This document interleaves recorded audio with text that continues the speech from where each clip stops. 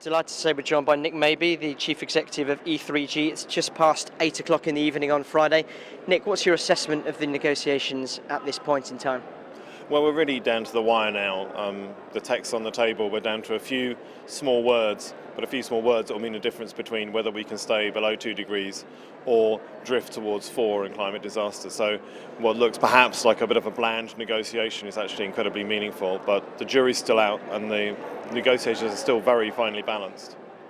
As far as you're aware, are the other main parts of what we've come here to Durban to talk about, the Cancun Agreements, are they in the bag, so to speak? Are we really talking about the global binding deal? Yeah, the big argument is about the legal form of any treaty going forward and when we'll agree a treaty and the ambition we're trying to achieve. The other substantive areas, finance, adaptation, technology, there are still small elements but nothing that's going to break the deal. The big deal is about, are we going to meet 2 degrees or not? Okay, and about an hour ago we had a very angry Bolivian delegate come and flourishing pieces of paper telling us that the developed countries wanted to kill the Kyoto Protocol, kill countries like Bolivia. Very angry, also very angry with the South African presidency, who they said they were almost conniving with the developed countries. How do you see it though? Was that just negotiation brinkmanship, or are there clear lines between various blocs? And there's lots of splits between blocks, but I think, let's face it, there's only one country unit that supported the Kyoto Protocol. That's Europe. They've done the cuts. They've done what they said they would do. They've given the money, and now they're saying, let's agree something more comprehensive that can solve the problem. They're backed by the most vulnerable countries in the world, small island states, the least poorest countries, and most of Africa. So that's the green bloc that's saying, let's not sign up to something which says we'll meet 2 degrees, but we have a process that can never do that. So I think the South Africans are trying to manage tensions between lots of big interests. They're not biased on any one side, but no one's here to kill Kyoto from the European side.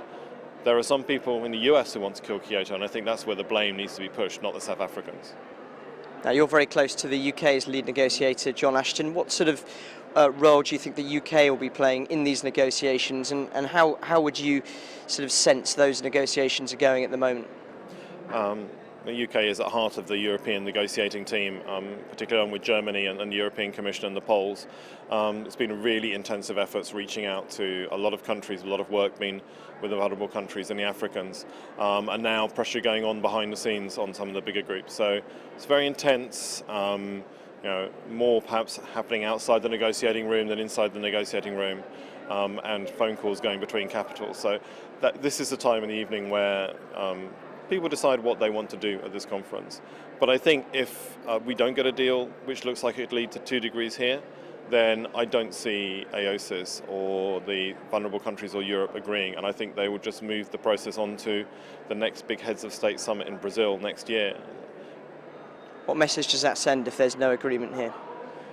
I hope it'll send the message that if we're going to sign up to agreements on climate change, we have to be serious about the science and serious about what they mean. There's no point signing bits of paper saying we're going to try and achieve something, but the paper we signed could never achieve that. And perhaps there'll be a bit of a wake-up call to countries who care a bit more about their steel industry than about the impact of climate change on their poor, to think, where do my interests lie? Because at the moment, it seems like we're hearing the voices of the rich in the countries who are opposing this deal and not the interests of the poor. And I think we need countries to have time to reflect on where their real interests lie and whether they're serious about this game, or we can just go away and let the climate rip. Okay, a couple more thoughts. Green Climate Fund, technology mechanism, as far as you're concerned, do you think those are going to be in the bag by the time this conference is over? The skeleton framework for both will be there. Still a lot of work to do on the Green Climate Fund to make it ready to receive investment and work at scale, but actually for all the little ups and downs, it's actually been quite an easy negotiation and people have generally moved quite well. I mean, the main issue they're arguing about at the moment is where should it be based, which is one might say very petty, so hardly the hugest issues, makes lots of emotions from people, but in the end, if we can't solve out where we're going to put it, I don't think we've got a chance to solve climate change. So these are just negotiations in a teacup, not the big issues. Okay, and it's 8 o'clock in the evening, just past 8 o'clock in the evening now. If you're a betting man, not sure if you are a betting man, but if you're a betting man, what time would you put on these being done and dusted? I think we'll be seeing daylight before we see things go back to plenary. So if a deal happens, it'll be in the small hours between 4 and 5. But getting it through the full process and out the other end, we could be here to midday or afternoon. So I expect a long haul. This is going to take a lot of sweat and a lot of pain for people to move or not move, as it may be.